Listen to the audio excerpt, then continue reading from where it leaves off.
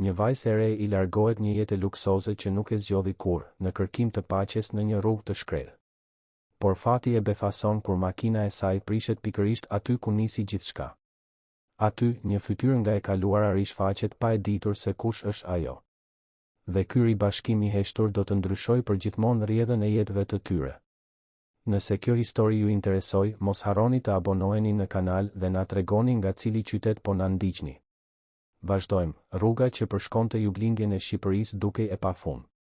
Helena I jepte makinës prej orësh, me sytë të ngulitur në asfaltin e nxehtë që shtrihej nën qiellin e pasdites së vonë. Pranë saj, në sediljen e pasagjerit, një valixhe e vogël udhëtimi dhe një çantë e thjeshtë. Asgjë më shumë. Asgjë që të zbulonte se kush ishte ajo në të vërtetë. Asgjë që të tradhtonte mbiemrin Gjoni, të stampuar në koncesionar dhe fabrika montimi në të gjithë vendin. Ajo ishte arratisur. Nuk kishte fjalë tjetër. Ishte arratisur nga apartamenti luksos në Tiranë, nga mbledhjet e pafundme, nga darkat boshe ku të gjithë buzëqeshnin, por askujt nuk I bëhej vonë vërtet. Ishte arratisur nga I fejuari që prindërit I kishin zgjedhur, një biznesmen I ftohtë që shihte tek ajo vetëm një aleancë strategjike.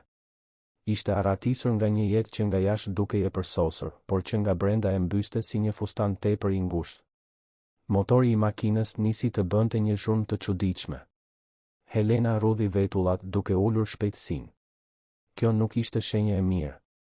Ajo I njihte makinat më mirë se shumica e njerëzve, ishte rritur e rrethuar nga motor e shasi, por ky ishte një model I vjetër që e kishte bler fshehurazi, pa përdorur kartën e kompanisë, pa lënë gjurmë. Një breshk blu e vjetër, lloji I makinës që askush nuk do ta lidhte me trashëgimtaren e Gjoni Motors. Zhurma u përkeqësua. Tym nisi të dilte nga kofanoja. Helena shau me zë të ulët dhe e ndaloi makinën në një zonë pushimi të braktisur. Një pikë e vjetër karburanti që prej kohësh I kishte mbyllur dyer. Pompat e ndryshkuara dukeshin si fantazma të një kohe që nuk do të kthehej më. Ajo zbriti nga makina, vështroi përreth. Asgjë. Vetëm rruga e zbrazët, era e ngrohtë e fshatit dhe ajo ndjesi vetmje që çuditërisht e qetësonte. Mori celularin. Pa sinjal. Sigurisht. Ishte në mes të askundit, pikërisht aty ku donte të ishte. Ose të paktën kështu kishte menduar derisa makina vendosi të prishej. Helena eci drejt pjesës së përparme të pikës së braktisur të karburantit dhe u ul në një stol druri të brejtur nga koha. Kishte diçka familjare në atë vend. Diçka që I ngacmonte kujtesën si një këngë e harruar që befas të vjen në mendje. Ajo mbylli syt, mori frym thellë. Aroma e tokës, cicërimat e zogjve, heshtja e rëndë e fshatit. Ishte si të ktheheshe pas në kohë. Atëherë dëgjoi zhurmën e një motori që po afrohej. Hapi syt dhe pa një kamionçin të vjetër, të kuqe dhe të mbuluar nga pluhuri që po ndalonte pranë breshkës së saj. Një burr zbriti.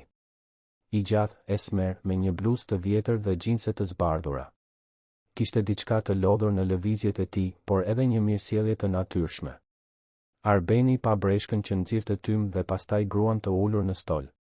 Ajo vishte rroba të thjeshta, një fustan të lehtë pambuku dhe sandale të sheshta, por kishte diçka tek ajo që të tërhiqte vëmendjen.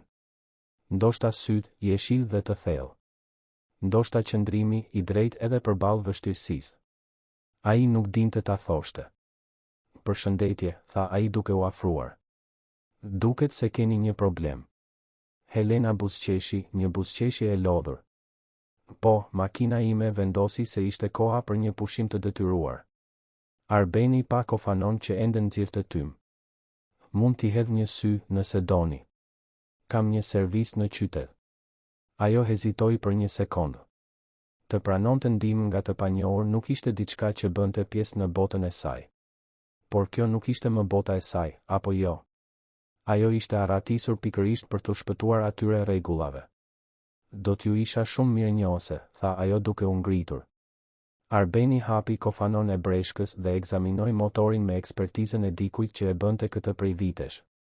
Helena vëzhgonte duart e tij, të ashpra dhe të lyera me graso, por të sakta dhe të kujdesshme. Kishte diçka qetësuese në ato gjeste. Radiatori juaj është dëmtuar, tha ai pas disa minutash. Dhe ka një problem në sistemin e ftojes. Nuk mund ta rregullojmë këtu. Do t'ju duhet ta tërhiqni deri në një servis.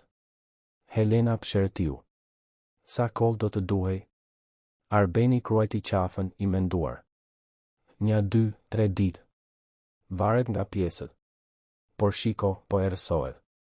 Qyteti më I afërt është Korça, rreth 20 minuta larg. Mund t'ju çoj unë atje, nëse doni. Nesër në mëngjes kthehem këtu dhe e tërheq makinën tuaj për në servisin tim. Helena e shikoi duke e vlerësuar. Kishte sinqeritet në sytë e tij ngjyrë kafe. Një sinqeritet që ajo kishte harruar se ekzistonte. Në rregull, tha ajo më në fund. Ju falenderoj për ndihmën. Ata hipën në kamionçin. Në sediljen e pasme, Helena vuri re disa lodra të shpërndara, një arush pelushi dhe një çantë shpine roz fëmijësh. Arbeni vuri re vështrimin e saj. Kam një vajzë, shpjegoi ai duke ndezur motorin. Laura. Ajo është 7 vjeç. Çfarë moshe e bukur, komentoi Helena duke u rehatuar në sedilje. Po, tha Arbeni me një gjysmë buzëqeshje. Ajo është tepër e zgjuar për moshën e saj. Ndonjëherë mendoj se ajo e kupton botën më mirë se unë. Ata vazhduan rrugën në heshtje për disa minuta. Helena vëzhgonte peizazhin nga dritarja. Fusha, disa shtëpi të rralla, ndonjë dyqan. Dhe atëherë filloi të njihte vendin. Ajo kthes në rrugë. Ajo pemë e vetmuar në mes të kullotës. Kambanarja e një kishe në largësi. Zemra I rahu fort. Nuk ishte e mundur. Nuk mund të ishte. The Korç, pyeti ajo, duke u përpjekur ta mbante zërin normal. Po, tha Arbeni. Aty banoj unë. E njihni? Helena mori frym thellë. Kam qenë këtu. Shumë kohë më parë. Kur isha fëmijë. Vërtet, tha ai I interesuar. Keni jetuar këtu? Për pak kohë, u përgjigj ajo vagull. Familja ime kishte disa biznese në këtë zonë. Gënjeshtër. Familja e saj nuk kishte pasur kur biznese në Korçë. Ajo kishte ardhur sepse gjyshërit nga babai jetonin aty. Kalonte verat e tëra në fermën e tyre, duke vrapuar zbathur, duke u ngjitur në pemë, duke qenë thjesht një vajzë. Para se gjithçka të ndryshonte. Para vdekjes së gjyshërve. Para se prindërit ta merrnin përsëri në Tiranë dhe të vendosnin se ajo duhej të modelohej për të qenë një gjoni e vërtetë. Qyteti filloi të shfaqej në horizont. Korça. 23 vjet më vonë, Helena ishte kthyer. Dhe më ironike ishte se burri pranë saj, që me mirësjellje I ofronte një udhëtim një të panjohure, nuk e kishte idenë se kush ishte ajo. Nuk e njihte gruaja e rritur vajzën që dikur kishte luajtur në të njëjtat vende si ai. Sepse edhe Arbeni ishte rritur aty. Ajo e mbante mend. Sigurisht që e mbante mend. Djalin e dobët me flokë të shpupuritur që ndante me të pasditet në parkun e lojrave të sheshit. Djalin që fshite letra në një pemë pas asaj pike të braktisur karburanti. Shokun e parë të vërtet që kishte pasur. Por ai nuk e mbante mend. Ose më sakt, nuk e njihte. Dhe Helena vendosi në atë moment se nuk do ta zbulonte se kush ishte. Jo akoma. Ndoshta kurrë. Ajo donte thjesht të jetonte, pa peshën e mbiemrit, pa pritshmëritë, pa maskat. Keni ndonjë vend ku do të qëndroni? Pyeti Arbeni, duke I ndërprer mendimet. Ende jo, pranoi Helena. Mendoja të kërkoja një bujtinë. Ka bujtinën luleve në rrugën e pazarit, tha ai. Është e thjeshtë, por e pastër dhe Teto Vjollca është njeri I mirë. Mund t'ju lë atje. Do të ishte shkëlqyeshëm, faleminderit. Ata hynë në qytet. Rrugët dukeshin të ngrira në kohë. Të njëjtat shtëpi, të njëjtat pemë, I njëjti shesh qendror me tribunën e bardhë. Helena ndjeu një shtrëngim në gjoks. Kaq shumë kujtime. Kaq shumë gjëra që I kishte varrosur brenda vetes. Arbeni parkoi përballë bujtinës. Këtu jemi, tha ai. Helena zbriti nga kamionçina, por para se të mbyllte derën, u kthye nga ai. Shumë faleminderit për ndihmën. Nuk e di se çfarë do të kisha bërë po të mos kishit kaluar andej. S'ka gjë, tha Arbeni duke buzëqeshur. Kështu bëjmë ne këtu. Nesër do të marr makinën tuaj dhe do t'ju njoftoj kur të jetë gati, në rregull? Si e keni emrin, me qëra fjala? Helena hezitoi për një fraksion sekonde. Helena. Helena Hoxha. Një tjetër mbiemër i rrem. Një tjetër shtresë mbrojtëse midis asaj që ishte dhe asaj që donte të ishte. Gëzohem, Helena. Unë jam Arbeni. Arben Leka. Servisi im ndodhet në bulevardin Fannoli, numër 458. Për çdo gjë, mjafton të kaloni andej. Ajo i bëri me dorë, duke e parë të largohej. Pastaj hyri në bujtin, ku Teto Vjollca e priti me mikpritjen tipike të zonës. Një dhomë e thjesht, e pastër, me aromë livande. Një krevat dopjo me një mbules me grep. Një dritare që shikonte nga sheshi. Helena ushtri në krevat pa hequr as këpucët. Ishte kthyer. Kthyer në të vetmin vend ku kishte qenë vërtet e lumtur. Kthyer në vendin ku kishte lënë copa të vetes. Dhe më befasuesja nga të gjitha ishte se djali i letrave, djali i premtimeve të vulosura me yje, ishte aty. Jetonte aty.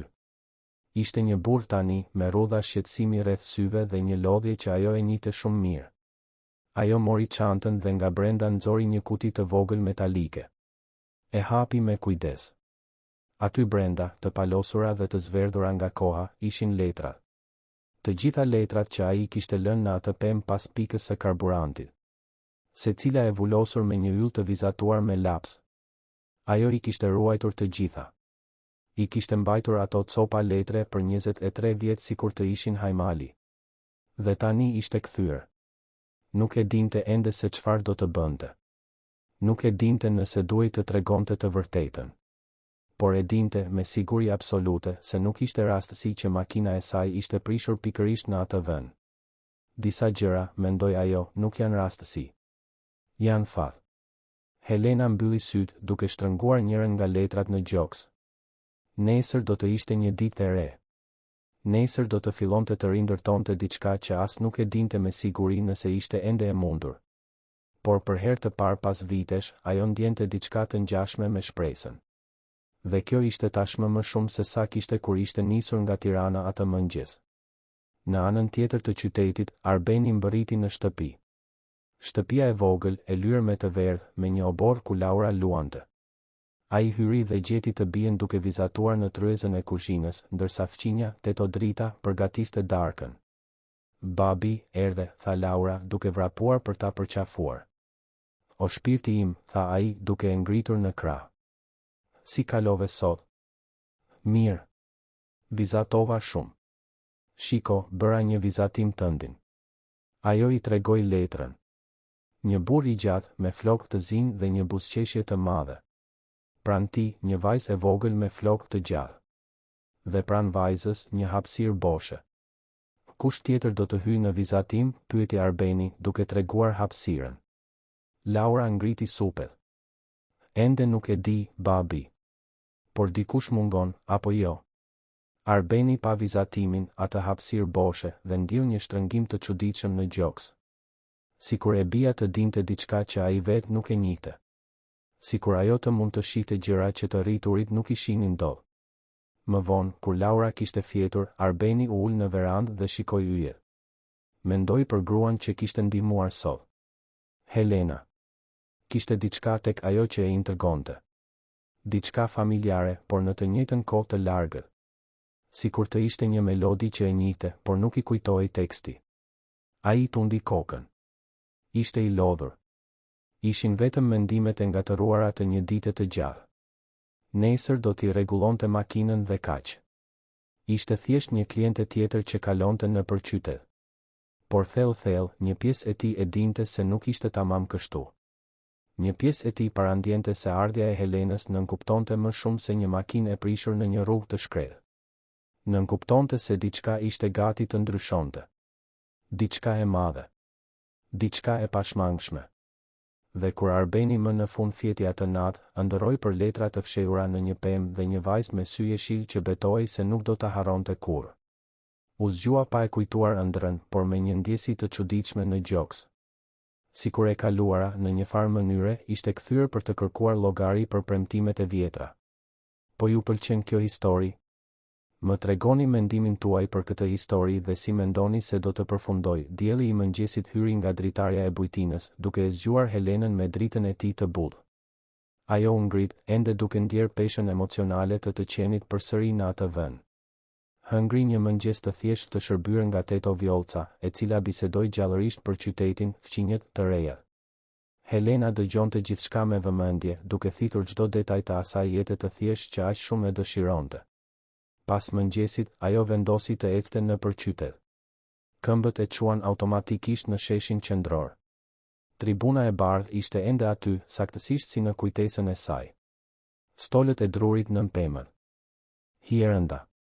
Parku i lojrave ku luante me Arbenin. Ajo u ul në një nga shilarëset, duke u shtyr lehtë me këmbë.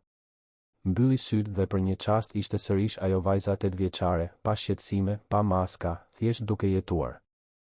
Edhe ty të pëlqen shilarësja? Zëri fëminor e befasoi. Helena hapi syt dhe pa një vajzë me flokë gështenjë të lidhur në 2 gërsheta, sy kureshtar dhe një buzëqeshje që ja ndriçonte fytyrën. Ajo vishte një fustan roz me lule dhe mbante një bllok vizatimi. Po, më pëlqen, u përgjigj Helena duke buzëqeshur. Po ty? E adhuroj, tha vajza, duke u ulur në shilarësen pranë. Baba im thotë se unë mund ta kaloja gjithë ditën këtu. Unë jam Laura.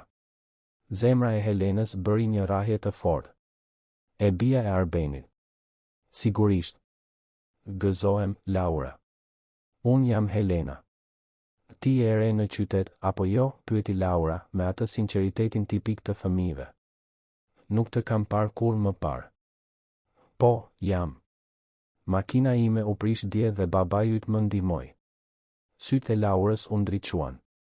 Babai im është mekaniku më i mirë në Korçë. Ai rregullon gjithçka. Një herë më rregulloi kukullën që kishte krahun e thyrë. Ai tha se nuk ishte mjek kukullash, por arriti ta ngjiste përsëri. Helena qeshi. Kjo tregon se ai është vërtet i Zoti. Ato qëndruan duke u lëkundur në heshtje për disa minuta. Laura e vëzhgonte me atë intensitetin që vetëm fëmijët e kanë, sikur të mund të shite përtej paraqitjeve. Ti dukesh e trishtuar, tha Laura pa pritur. Helena u habi. Si kështu? Nuk e di. Syt e tu duken të trishtuar, edhe kur buzëqesh. Edhe mamaja ime i kishte syt ashtu para se të ikte. Helena ndjeu një shtrëngim në gjoks. Më vjen keq ta dëgjoj këtë. Laura ngriti supet me një pjekuri që nuk i shkonte për 7 moshës së saj. Ska gjë. Babi tha se njerëzit ndonjëherë duhet të ikin për të gjetur veten. Por unë mendoj se mamaja ime u humb edhe më shumë. Para se Helena të mund të përgjigjej, dëgjuan hapa që po afroheshin. Ishte Arbeni, me një shprehje të shqetësuar që u shndërrua në lehtësim kur pa të bien. Laura. Nuk mund të dalësh kështu pa lajmëruar. Teto drita u bë merak. Më fal, babi. Thjesht erdha në park. Atëherë Arbeni vuri re Helenën.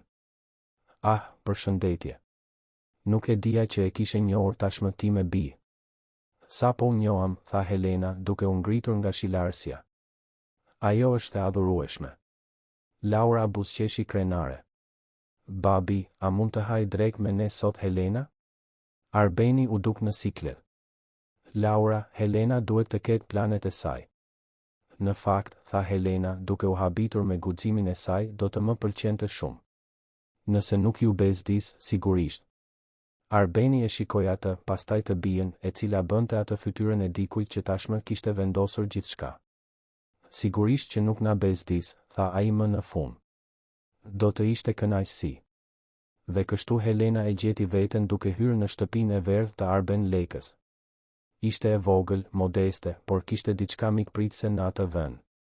Foto të Laurës të shpërndara nëpër mure, vizatime të vajzës të ngjitura në frigorifer me magnet, një divan i vjetër por i rehatshëm.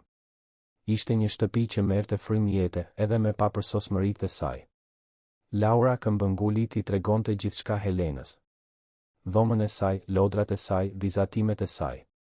Dhe Helena e gjeti veten të interesuar sinqerisht, duke bërë pyetje, duke lavdëruar, duke qeshur me historikë që tregonte vajza. Ndërkohë, Arbeni përgatiste një drekë të thjeshtë në kuzhinë. Pilaf, gjell me mish pule dhe sallatë. Asgjë e sofistikuar, por e bërë me kujdes. Helena ofroi ndihmë, por ai refuzoi me mirësjellje, duke thënë se ishte pothuajse gati. Ata u ulën në tryezë të tre. Laura fliste pa pushim, duke treguar për shkollën, shokët, aventurat që kishte. Arbeni vëzhgonte të bien dhe Helenën duke biseduar dhe kishte diçka të çuditshme në atë skenë. Diçka që dukej e drejtë, sikur ajo karrige bosh në tryezë të kishte pritur gjithmonë për dikë. Pas drekës, Laura kërkoi t'i tregonte Helenës servisin e babait. Arbeni hezitoi, por vajza ishte këmbëngulse dhe Helena tha se do të donte shumë ta shite. Kështu, të tre ecën deri në bulevardin Fannoli, ku ndodhej servis Leka. Ishte i vogël, me vetëm 2 hapësira për makina, vegla të organizuara në mure, ervaj dhe metali. Por kishte një kujdes aty, një përkushtim të dukshëm në çdo detaj. Arbeni qartësisht e donte atë që bënte. Ky është strehimi im, tha ai, duke treguar vendin. Këtu unë arrit të mendoj, e kupton? Është sikur çdo motor që rregulloj të jetë një enigmë që duhet zgjidhur. Helena eci nëpër servis, duke prekur veglat, duke vëzhguar gjithçka. E kuptoj plotësisht, tha ajo. Ka diçka terapeutike në rregullimin e gjërave të prishura. Arbeni e shikoi me kureshtje. Ju merrni vesh nga mekanika? Pak, u përgjigj Helena, duke u kujtuar të mbante historinë e saj të thjeshtë. Gjyshi im pëlqente të merrej me makina. Unë rria dhe e shikoja. Nuk ishte gënjeshtër. Gjyshi i saj nga babai vërtet e pëlqente. Ishte ai që i kishte mbjell dashurinë për motoret, para se familja të vendoste se ajo nuk ishte sjellje e përshtatshme për një gjoni. Shiko, tha Arbeni, duke treguar një cep të servisit. Breshka jote është aty. Do të filloj të punoj me të sot pas dite. Nëse gjithçka shkon mirë, nesër do të jetë gati. Helena tundi kokën, por një pjesë e saj nuk donte që makina të bëhej gati kaq shpejt. Nuk donte të merrte vendime. Nuk donte të largohej. Atëherë dera e servisit u hap me forcë. Një grua hyri, e gjatë, e dobët, me rroba të ngushta dhe një shprehje të ashpër në fytyrë. Sytë e saj menjëherë gjetën Laurën. Laura, çfarë bën këtu? Ti duhet të ishe me mua sot. Laura u mblodh pak. Vajza që pak sekonda më parë ishte gëzim i pastër, tani dukej më e vogël, e frikësuar. Elira, tha Arbeni, dhe kishte tension në zërin e tij. Ti nuk lajmërove se do të vije sot. Nuk kam nevojë të lajmëroj për të parë ti me bi, ja ktheu gruaja. Helena e kuptoi menjëherë dinamikën. Ajo ishte ish gruaja. Nëna e Laurës që ishte larguar, por që tani kthehej me qëllime që nuk dukeshin nga më të pastrat. Elira më në fund vuri re Helenën. Dhe kush je ti?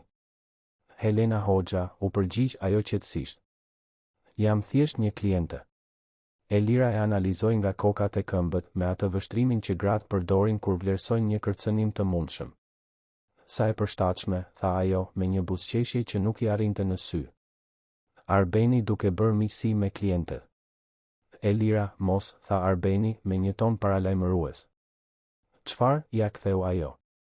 Nuk mund të. Shqetësohem më për shoqërinë e ti me bie?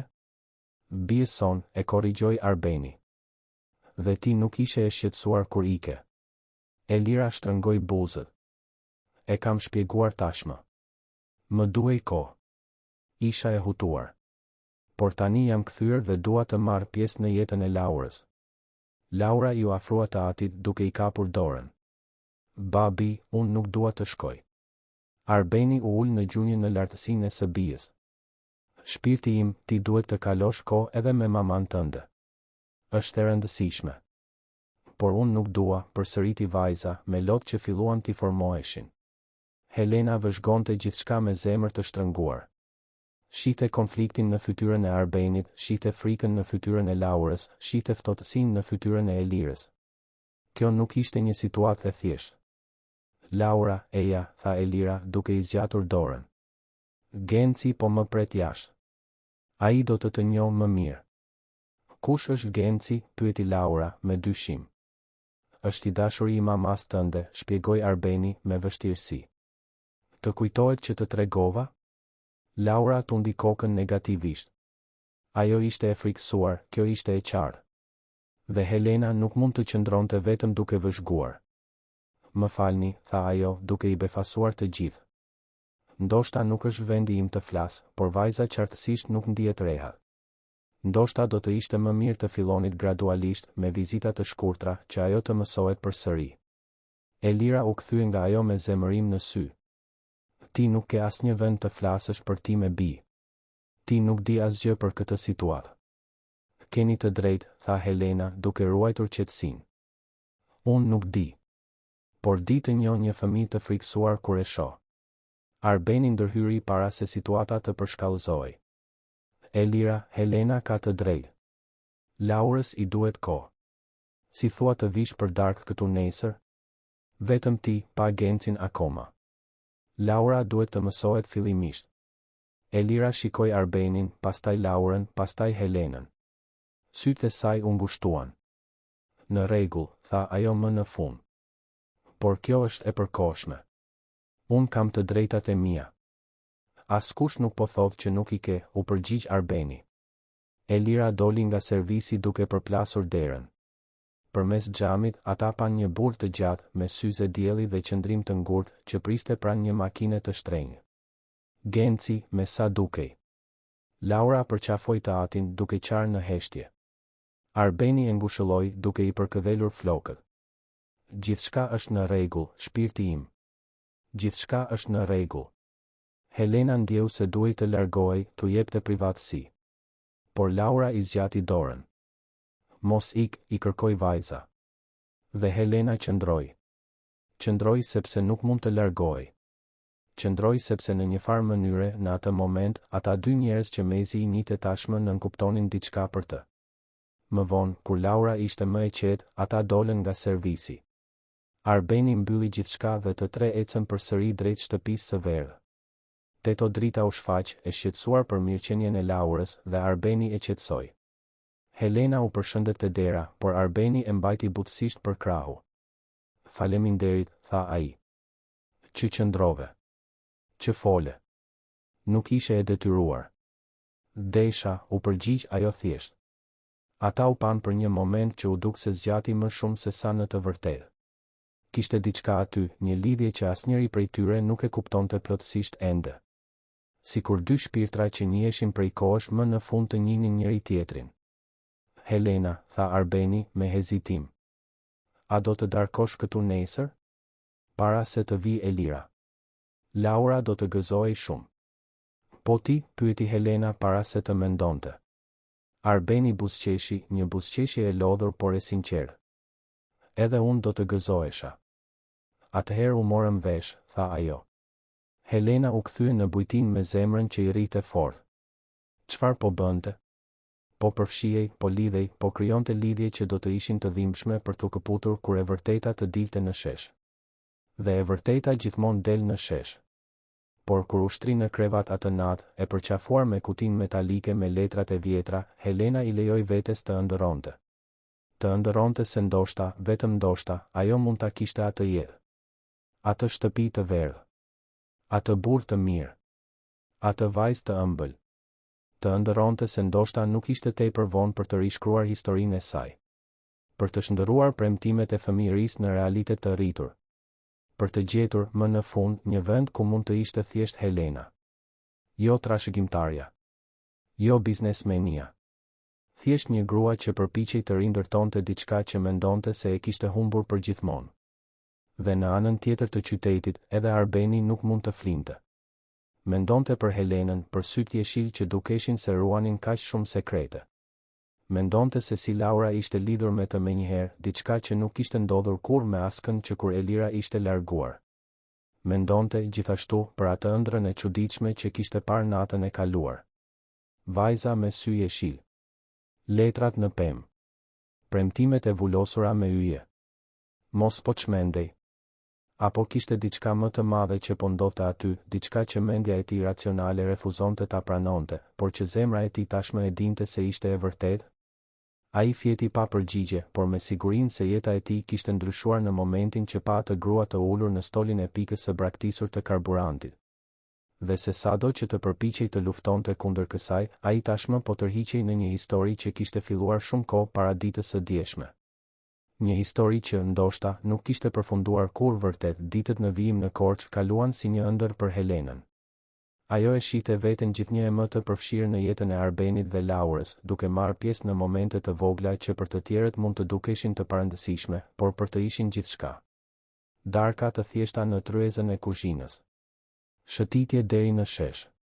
Vizita në servis ku ajo, në mënyrë diskrete, tregonte një uri për motorët që e impresiononin Arbenin. Breshka mund të ishte bërë gati në 2 ditë, por Helena gjithmonë gjente një justifikim për të zgjatur riparimin. Një pjesë që duhej porositur. Një rregullim që nuk ishte perfekt. Arbeni nuk bënte shumë pyetje, dhe ajo ishte e sigurt se edhe ai nuk nxitonte ta shihte të largohej. Laura ishte bërë hija e saj. Vajza e kërkonte çdo ditë, donte t'i tregonte vizatime, t'i tregonte histori, t'i kërkonte këshilla për gjëra që një fëmijë 7 vjeçar i konsideronte të rëndësishme. Dhe Helena e gjente veten duke u përgjigjur me një durim dhe një dashuri që nuk e dinte se e zotëronte. Ishte sikur Laura të kishte hapur një pjesë të saj që ishte mbyllur prej vitesh. Një pasdite të enjte, Helena ishte në servis duke ndihmuar Arbenin. Të organizonte veglat kur Elira u shfaq përsëri. Këtë herë nuk ishte vetëm. Genci e shoqëronte. Ai ishte saktësisht lloji i burrit që Helena e njihte mirë nga bota e saj. Kostum pa të meta, orë e shtrenjtë, ai ajër superioriteti i fshehur keq. E shikoi servisin me përbuzje të dukshme.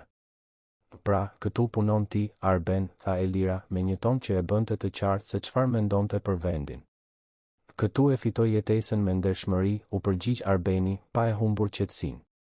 Genci kaloi dorën mbi banak dhe I ekzaminoi gishtat sikur të kishte prekur diçka të ndotur. Interesante, mërmëriti. Helena ndjeu zemërim. Zemërim për njerëz si ai burr që I gjykonin të tjerët nga pamja, nga parat, nga statusi. Njerëz siç ishte ajo dikur, para se të kuptonte sa bosh ishte gjithçka. Erdha të marr Laurën për të kaluar fundjavën me ne, njoftoi Elira. Kam folur tashmë me avokatin tim dhe kam të drejtë ta kem ti me bi me mua. Arbeni shtrëngoi grushtet. Laura mezi të njeh tani, Elira. Nuk mund të kërkosh thjesht një fundjavë të tërë. Mundem. Jam nëna e saj.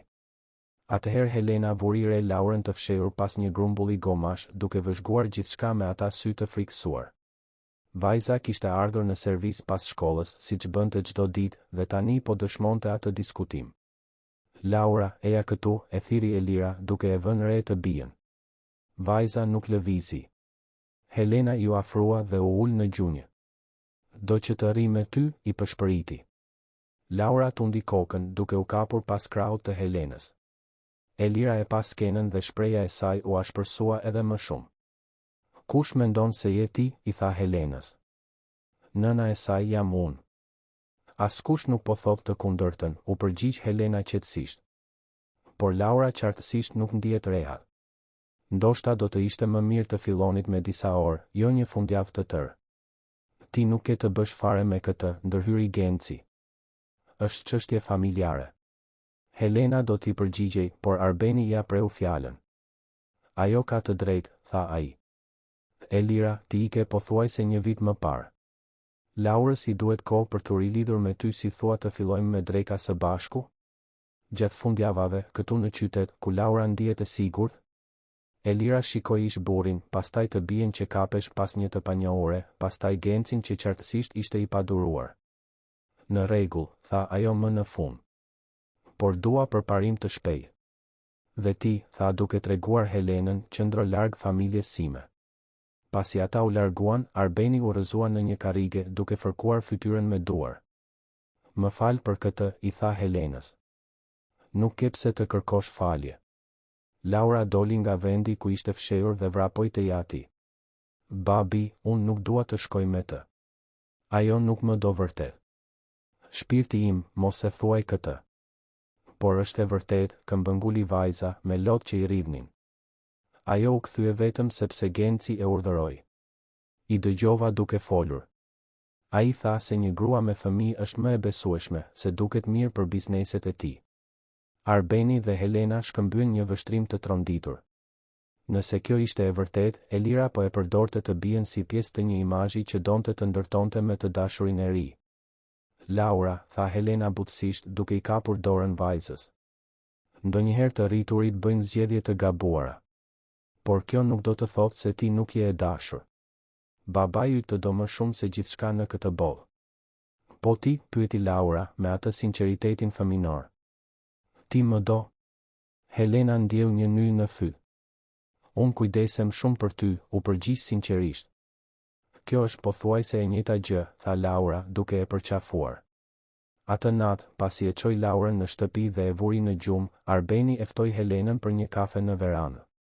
Ata u ulën krah për krah, duke vëzhguar natën e qetë të qytetit të vogël. E di, tha Arbeni, kur nuk e imagjinova se jeta ime do të ishte kështu. Kur u martova me Elirën, vërtet mendova se do të funksiononte. Por ajo gjithmonë donte më shumë. Më shumë para, më shumë status, më shumë nga gjithçka. Dhe unë kur nuk arrita të isha I mjaftueshëm. Ti je më se I mjaftueshëm, tha Helena. Problemi nuk ishte te ti. Si mund të jesh kaq e sigurt? Sepse unë shoh se si je me Laurën. Si punon fort. Si I trajton njerëzit me respekt. Kjo vlen më shumë se çdo llogari bankare. Arbeni qeshi pa humor. Ti flet sikur e njeh mirë këtë botë të parave dhe statusit. Helena ngriu për një sekondë. Le të themi se kam njohur njerëz të tillë. Dhe kam mësuar se parat nuk sjellin lumturi. Ata qëndruan në heshtje për një moment, duke dëgjuar vetëm gjinkallat dhe erën në pemë. Pastaj Arbeni foli, pothuajse sikur po mendonte me zë të lartë. E di, ka një gjë të çuditshme që po më ndodh që kur erdhe ti. Çfarë? Kam ëndërruar për fëmijërinë time. Për një vajzë që luante me mua kur isha fëmijë. Ne kishim një pemë sekrete, pas pikës së vjetër të karburantit në rrugë. Fshinim letra atje, të vulosura me yje të vizatuar. Helena mezi merrte frym. Ai po kujtohej. Dhe pastaj, pyeti ajo, duke u përpjekur ta mbante zërin të qëndrueshëm. Dhe pastaj një ditë ajo thjesht u zhduk. Nuk u kthye më kurrë. Unë prita për javë, muaj. Lija letra në pemë, por ajo kurrë nuk përgjigjej. Isha vetëm një fëmijë, por ajo humbje më la shenjë. Ishte hera e parë që ndjeva se çdo të thoshte të humbisje dikë të rëndësishëm. Helena duhej t'i gëlltiste lotët. Çfarë do të bëje po ta takoja atë vajzë sot? Arbeni mendoi për një moment të gjatë. Nuk e di. Mendoj se do ta pyesja pse iku. Pse nuk u përshëndet. Por gjithashtu mendoj se do ta kuptoja. Ishim fëmijë. Jeta ndodh. Njerëzit vazhdojnë përpara. Po sikur ajo të mos kishte vazhduar kurrë përpara, pyeti Helena me zë të ulët. Po sikur të kishte ruajtur çdo letër që ti shkruaje? Dhe sikur të ishte kthyer sepse kurrë nuk arriti të harronte? Arbeni u kthye nga ajo, duke e parë vërtet për herë të parë që kur kishin filluar të bisedonin. Kishte diçka në mënyrën se si sytë e saj shkëlqenin në dritën e verandës. Diçka familjare. Helena, filloi ai, por u ndërprej nga Laura që bërtiste nga brenda.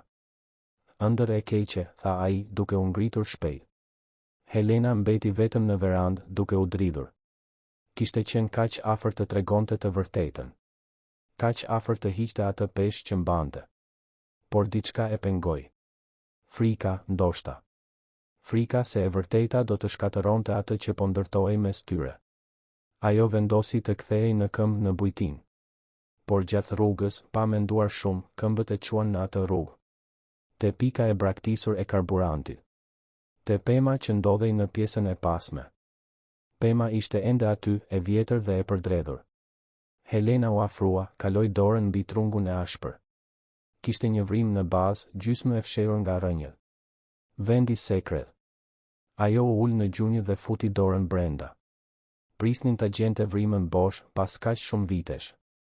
Por gishtat e saj prekën diçka. Letër. Me duar që I dridheshin, ajo nxori disa copa letre të zverdhura dhe të palosura. Letra. Të gjitha të vulosura me yje të vizatuar. I hapi, një nga një, në dritën e celularit. Secila ishte nga Arbeni për të. Letra që ai kishte lënë pasi ajo ishte larguar. duke pyetur se ku ishte. Duke i thënë se i mungonte. Duke i kërkuar të kthehej. E fundit ishte me datë, me shkrimin e një fëmije, 15 janar. Një muaj pasi ajo ishte larguar. Mendoj se nuk do të kthehesh më. Prindërit e mi thanë se familja jote u shpërngull larg. Do të doja të isha përshëndetur. Do të doja të kisha thënë se ishe shoqja ime më e mirë. Se do të kujtoja për gjithmonë. Do ta lë këtë letër këtu, edhe pse e di se nuk do ta lexosh. Sepse kam nevojë të besoj se në një farë mënyre ti do ta dish. Do ta dish se unë kur nuk harrova. Dhe se nëse takohemi përsëri kur të rritemi, unë do të njoh. Sepse disa shok nuk harrohen kurrë. Me një yll për ty, Arbeni. Helena u rrëzua aty duke qarë. Gjatë gjithë atyre viteve, ajo kishte menduar se ai e kishte harruar lehtësisht. Se kishte vazhduar përpara pa parë prapa. Por ai kishte pritur. Kishte lënë letra. Ishte kujtuar. Dhe tani ajo ishte aty përsëri, por duke gënjur se kush ishte. Duke ndërtuar një marrëdhënie të bazuar në gjysmë të vërteta. Kjo ishte gabim. Kaq gabim. Ajo u kthye në bujtinë në mes të natës, me letrat e vjetra të shtrënguara në gjoks. Hyri në dhomë dhe mori kutinë metalike ku ruante letrat që ajo kishte mbajtur. I vendosi letrat e reja bashkë me të vjetrat. Të gjitha copat e letrës që tregonin historinë e dy fëmijëve që bën premtime që nuk mundën t'i mbanin. Por tani ajo ishte e rritur. Tani kishte zgjedhje. Dhe zgjedhja që duhej të bënte ishte të tregonte të vërtetën. Pavarësisht pasojave. Pavarësisht nëse Arbeni do të lëndojë që ajo kishte gënjur. Ai e meritonte ta dinte. Të nesërmen në mëngjes, Helena u zgjua e vendosur. Hëngri mëngjes, u vesh dhe shkoi në servis. Ishte e shtunë, por e dinte se Arbeni do të ishte aty. Ai ishte gjithmonë. Mbërriti dhe e gjeti duke punuar te breshka. Makina ishte pothuajse gati. Një tjetër justifikim që po mbaronte. Arben, e thiri ajo. Ai doli nga poshtë makinës duke fshirë duart në një leckë. Përshëndetje. E po, kam lajme të mira. Makina jote është gati. Mund të largohesh kur të duash. Fjalët duhet t'i sillnin lehtësim, por i sollën vetëm panik. Nuk donte të largohej. Nuk donte ta linte. Jo përsëri. Arben, duhet të tregoj diçka, filloi ajo. Por para se të mund të vazhdonte, Elira hyri në servis si një stuj. Dhe këtë herë nuk ishte vetëm e zemëruar. Ishte triumfuese. Arben, tha ajo, me një buzëqeshje mizore. Mendoj se ti dhe shoqja jote e re do të doni t'i shihni këto. Ajo hodhi disa letra mbi banar. Arbeni i mori, i hutuar. Ndërsa lexonte, shpreha e tij ndryshoi. Hutim, mosbesim, zemërim. Ti, tha ai, duke u kthyer nga Helena. Ti je Helena Gjoni. Trashëgimtarja e Gjoni Motors. Helena ndjeu se toka po i ikte nga këmbët. Si e zbulove, e pyeti Elirën. Nuk ishte e vështirë, u përgjigj ajo me përbuzje. Një grua e bukur shfaqet nga hiçi, përfshihet me ish burrin tim, i afrohet ti me bie. Mu duke çuditshme. E vura agencin të hetonte. Dhe mere me mend? Ti je e pasur. Jashtëzakonisht e pasur. Dhe ishe këtu duke luajtur rolin e të varfërës, duke gënjur të gjithë. Arbeni e shikonte Helenën sikur të shite një të huaj. Pse, pyeti ai me zërin e thyer. Pse gënjeve? Mund ta shpjegoj. Mund të shpjegosh se je një milionere që po argëtohesh e duke luajtur rolin e njeriut normal? Që të dukej qesharake të futeshe në jetën e njerëzve të thjeshtë. Nuk është kështu. Atëherë çfarë është, bërtiti ai, dhe Helena nuk kishte parë kur kaq shumë dhimbje në sytë e tij. Ishe mërzitur nga jeta jote luksoze dhe vendose të talleshe me ne? U ktheva sepse, filloi ajo, por zëri i dështoi. Sepse çfarë, e shtyu ai. Sepse ti je këtu, tha ajo më në fund, me lot që i rridhnin. Sepse unë kur nuk të harrova. Sepse kur isha fëmijë, ti ishe shoku im më i mirë dhe unë u detyrova të ikja pa u përshëndetur. Sepse i ruajta të gjitha letrat tona për 23 vjet. Sepse u ktheva në atë pikë karburanti jo rastësisht, por sepse ishte i vetmi vend ku kisha qenë vërtet e lumtur. Arbeni e shikoi duke e përpunuar. Ti je ajo vajza, pëshpëriti. Vajza e pemës. Po. Heshtja që pasoi ishte shurdhuese. Elira vëzhgonte gjithçka me kënaqësi, sikur të shihte një shfaqje që e kishte orkestruar vetë. Arbeni tundi kokën duke bërë hapa prapa. Më duhet kohë, tha ai. Më duhet ta përpunoj këtë. Arben, të lutem. Të lutem, vetëm ik, tha ai, duke i kthyer shpinën. Helena shikoi Elirën, e cila buzëqeshte fitimtare. Pastaj shikoi Arbenin, i cili nuk e shikonte më. Dhe atëherë, me zemrën të thyer në miliona copa, ajo doli nga servisi. Doli, por nuk u largua nga qyteti. Jo akoma. Sepse nëse kishte mësuar diçka në gjithë ato vite, ishte se disa betejë ia vlenin të luftoheshin. Dhe ajo dashuri, ai shansi i dytë, ia vlente çdo lot, çdo dhimbje, çdo moment pasigurie. Ajo nuk do të dorëzohej. Jo këtë herë. Edhe pse Arbeni nuk donte ta dëgjonte tani, ajo do ta bënte të kuptonte. Do ta bënte të shihte se nuk kishte qenë një lojë. Se kishte qenë gjithmonë e vërtetë. Gjithmonë e sinqertë. Sepse dashuria e fëmijërisë nuk vdes. Vetëm pret. Pret derisa njerëzit e duhur, në momentin e duhur, të kenë guxim të mjaftueshëm për të rifilluar. Helena kaloi 3 ditë në dhomën e bujtinës, pa guxim të dilte, pa ditur se çfarë të bënte. Teto Vjollca i sillte tabaka me ushqim që ktheheshin të paprekura. Zonja e mirë nuk bënte pyetje, vetëm linte fjalë të buta dhe një përkujdesje amësore që Helena nuk e kishte marrë prej vitesh. Në ditën e tretë, kur Helena më në fund arriti të ngrihej nga krevati, gjeti një zarf që dikush e kishte rrëshitur poshtë derës. Me duar që i dridheshin, e hapi. Brenda ishte një vizatim. Ishte i Laurës. Vajza kishte vizatuar 3 figura. Një burr të gjatë, një grua me flokë të gjatë dhe një fëmijë të vogël në mes. Të 3 figurat ishin kapur për dore. Poshtë, me shkrimin e kujdesshëm të një fëmije, ishte shkruar: familja ime e vërtetë. Mos ik. Teto Helena. Helena u shkri në lodh. Qau siç nuk kishte qarë që fëmijë. Qau për gjithçka që kishte humbur, për të gjitha gënjeshtrat që kishte thënë, për të gjitha zgjedhjet e gabuara. Por qau edhe sepse ai vizatim tregonte se të paktën një person ende besonte tek ajo. Ajo bëri një dush, u vesh dhe doli nga dhoma për herë të parë pas disa ditësh. Duhej të bënte diçka. Duhej të paktën të përpiqej të rregullonte atë që kishte thyer. Edhe pse Arbeni mund të mos e falte kurrë, ajo nuk mund të largohej pa luftuar. Helena eci nëpër qytet derisa arriti te servisi. Ishte pasdite e vonë së dielës. Servisi ishte i mbyllur, por përmes vitrinës ajo mund të shihte dritën e ndezur në pjesën e pasme. Arbeni ishte aty.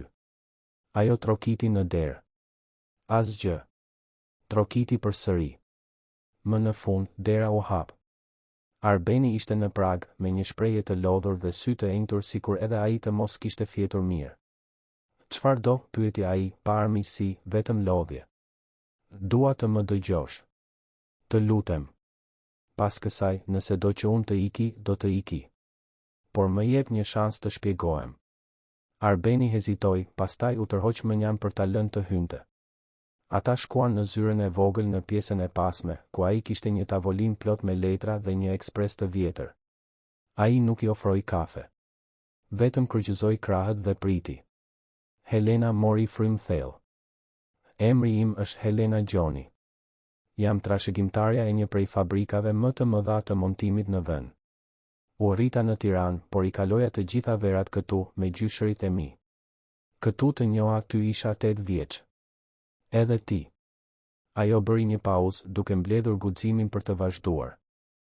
Ne luanim në shesh çdo ditë. Ti më tregove vendin e fshetë në pemën pas pikës së karburantit.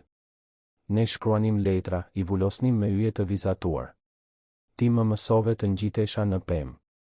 Unë të mësova emrat e të gjitha pjesëve të një motori. Ne premtuam të ishim shok për gjithmonë. Dhe pastaj, pyeti Arbeni me zë të kontrolluar. Dhe pastaj gjyshërit e mi vdiqën. Prindërit e mi thanë se nuk kishte më arsye për të ardhur në Korçë. Më shkullën nga këtu në mes të natës, pa më lën as të përshëndetesha. Qava për javë të tëra.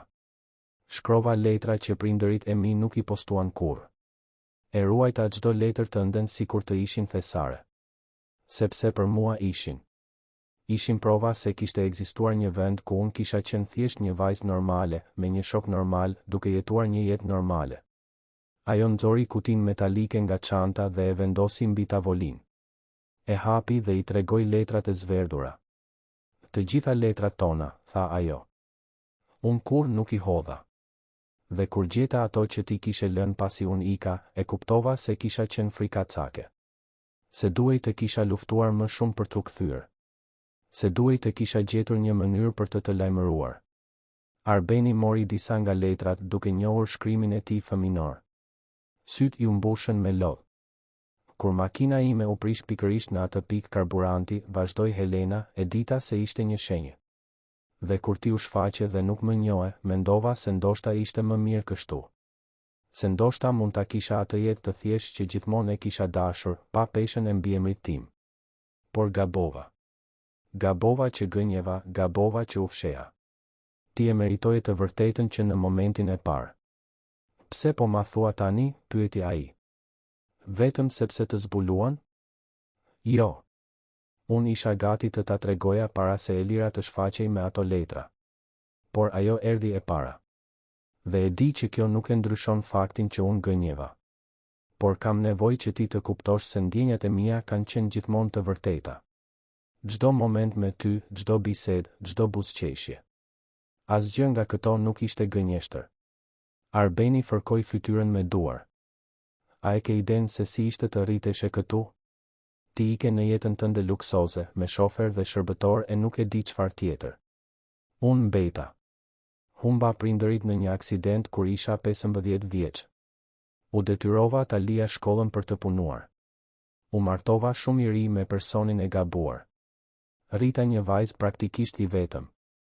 Dhe pastaj shfaqesh ti duke u shtirur si dikush që nuk je, duke më bërë të ndjej gjëra që isha i sigurt se nuk do t'i ndjeja më kurrë. E di që të lëndova. Më lëndove, Helena. Më lëndove shumë. Sepse unë po filloja të besoja. Të besoja se ndoshta kishte një shans të dytë për mua. Se ndoshta mund të isha i lumtur përsëri. Dhe mundesh, tha ajo, me forcë. Arben, unë lash gjithçka. U arratisa nga jeta ime, nga prindërit e mi, nga martesa e rregulluar. Sepse asgjë nga ato nuk ishte e vërtetë. Por kjo këtu, ti dhe unë, Laura, kjo është e vërtetë. Kjo është ajo që unë dua. Si mund të besoj, pyeti ai, me zërin e thyer. Helena i u afrua. I mori dorën, i a vendosi mbi gjoks, mbi zemrën e saj që rrite fort. E ndjen këtë? Kjo është e vërtetë. Zemra ime rre për ty që kur isha 8 vjeç. Dhe vazhdoj të rrite për 23 vjet, edhe kur mendoja se nuk do të shija më kurrë. Do prova? Unë hoqa dorë nga pozicioni im në kompani. U dërgova një email prindërve të mi duke u thënë se nuk do të kthehem. E shita apartamentin tim në Tiranë. Gjithçka që kam tani hyn në një valixhe të vogël dhe një kuti metalike plot me letra të vjetra. Arbeni e shikoi, vërtet e shikoi. Pa sinqeritetin në sytë jeshil. Pa gruan që kishte qenë ajo vajza guximtare që ngjitej në pemë dhe nuk kishte frikë t'i bënte duart me graso. Pa Helenën. Helenën e tij. Unë kur nuk të harrova, tha ai më në fund.